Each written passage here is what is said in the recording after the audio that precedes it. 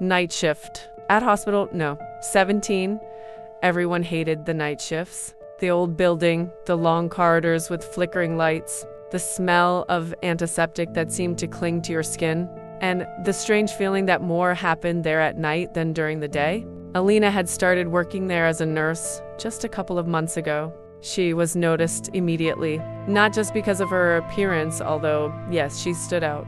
Tall, with a confident gait, neatly pulled back hair, expressive eyes. Even in her standard uniform, she looked like she'd accidentally stumbled into a movie. But it wasn't just that. She wasn't afraid. No difficult patients. No rude doctors. No night shifts. And that was starting to unnerve the others.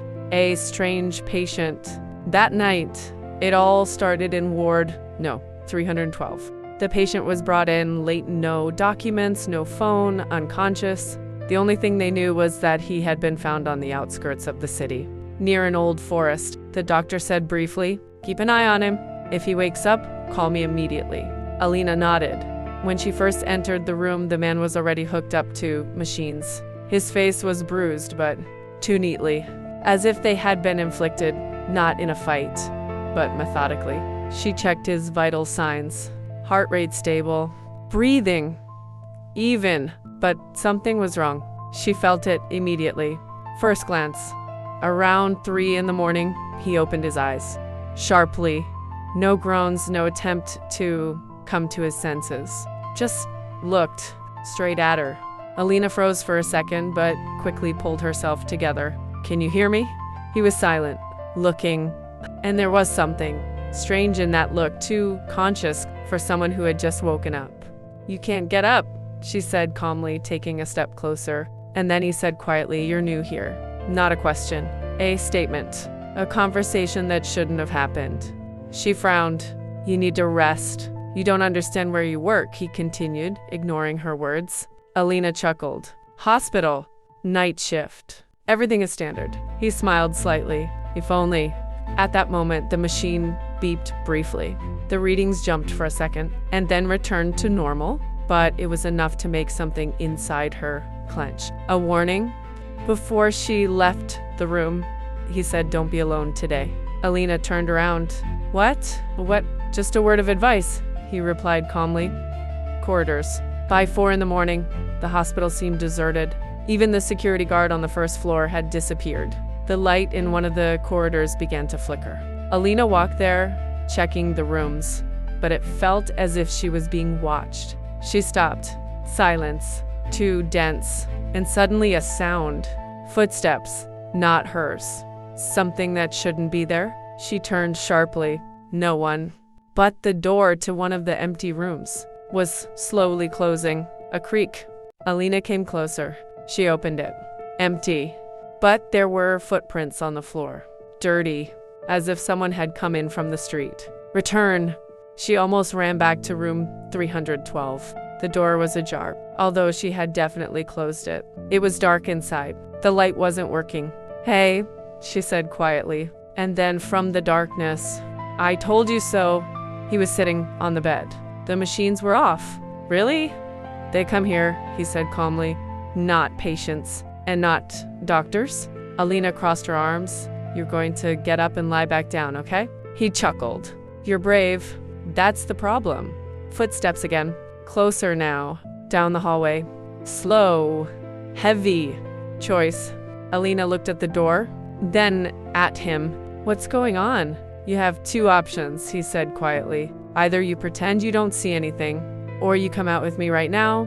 The footsteps stopped right outside the door. The handle slowly turned. Click. Alina didn't move. Her heart beat faster, but her face remained calm. She'd learned to keep her expression steady over the months. "Decide," the man said quietly from the bed. Now, the door began to open. First a crack, then darkness beyond, and a silhouette. Tall, motionless. "Okay," Alina exhaled. "Let's go." Escape. They exited through the back exit. Cold air hit their faces. The night was strangely quiet, no cars, no wind. "Who was that?" she asked sharply. "Those who shouldn't be in the reports," he replied. "And they've already caught you." "I'm just a nurse." He stopped. He looked at her carefully. Not anymore. His name. What's your name? She asked. Pause.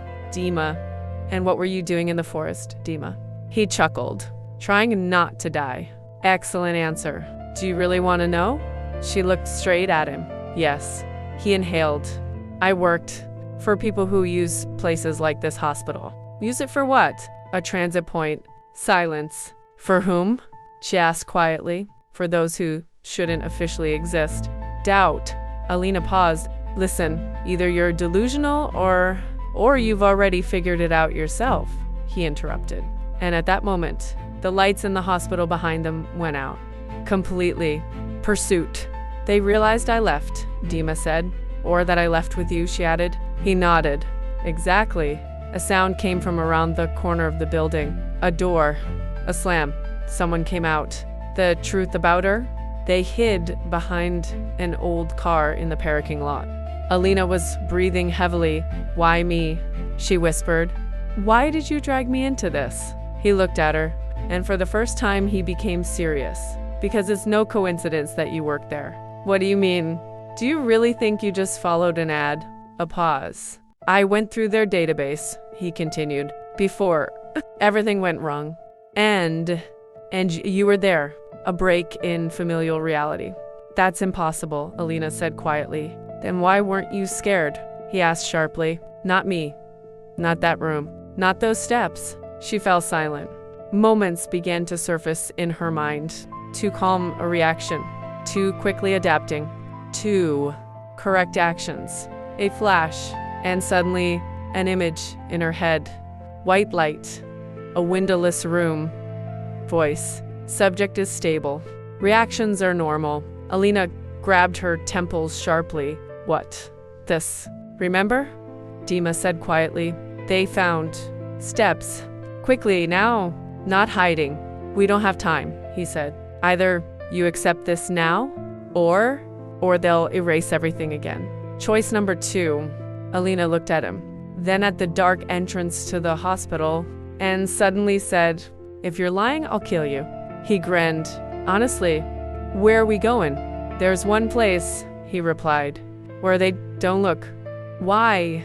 He looked straight into her eyes. Because they think no one ever comes back from there. Final act, the place. An old building outside the city, abandoned. Officially closed after a fire. Unofficially. This is where it all started, Dima said. They went inside. Dust, ruined walls, the smell of burning, but light. Deep in the building. Danamon. They went downstairs. And there, a room. Clean. Working. Modern. And on the screen, Alina's photo. With the caption, Subject 27, Behavioral Adaptation, Successful. She approached slowly. An experiment? Yes, said a voice behind them. They turned. A man in a robe stood in the doorway. But one of the best, the final twist. We didn't expect you to go beyond the limits, he said calmly. But this is even better. For what? Alina asked coldly. For the next stage? Dima stepped forward. I won't let you take her. He smiled. You already helped. Pause. What? Alina glanced sharply at Dima, and at that moment, he didn't look away. Finale. I'm sorry, he said quietly, and everything fell into place. He didn't save her. He brought her. Ending hook for continuation. The light grew brighter. Men in uniform began to enter the room. Alina stood motionless, then slowly smiled. Okay, she said. Let's see. What happens next?